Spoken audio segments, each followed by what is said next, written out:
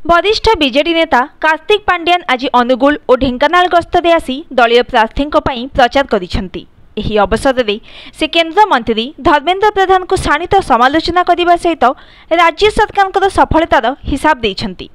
अनुगुल और ढेंकानालर पुओ बोली कहूथबा धर्मेंद्र काहेकि एठारे लड़िबा को साहस कलेनि बोली प्रश्न करिसेंती पांड्यान। एकथा भी कहिसेंती जे तांको हारिबा भय घारिछि। निज माटी पई किछि करि नथिबारु से बाध्य होई संबलपुर जाई निर्वाचन लढुछंती। हेले काम करि नथिबा नेतांकु लोके ग्रहण करिबेनी।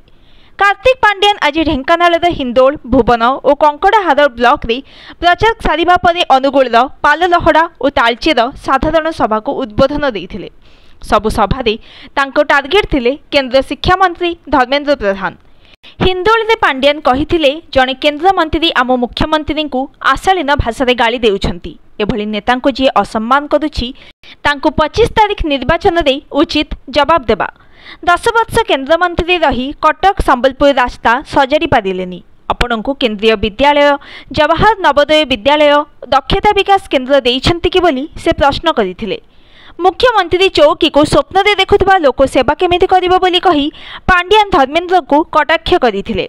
परे कंकड़ाहाड़ यात्रा पड़ियारी जनसभा को संबोधित करी परजंग को एनएसी मान्यता, परजंग ठारे ग्रिड सबस्टेशन निर्माण और अनंत शयन मंदिर को 3.5 कोटी टंका अनुदान प्रदान कथा उठाइथिले।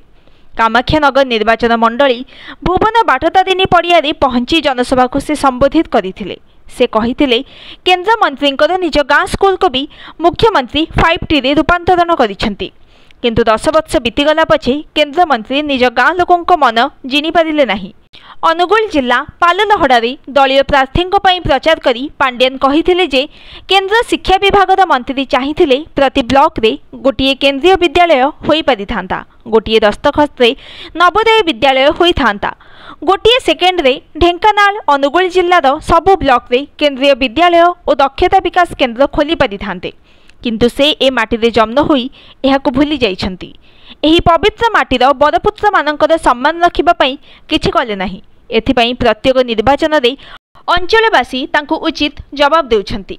केंद्र मंत्रींकर माटी रे जनतांक आशीर्वाद रे पुणी शंख बाजिबो बोली पांड्यान कहिथिले।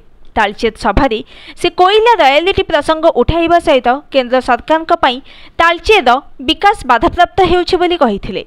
केंद्र कोयला रॉयल्टी बढ़ाउनी एहा कहिले केंद्र मंत्री रागुछंती। एथिरु से तालचेर माटी पाई केते चिंतित ताहा जणा पडुछि बोली कहिथिले।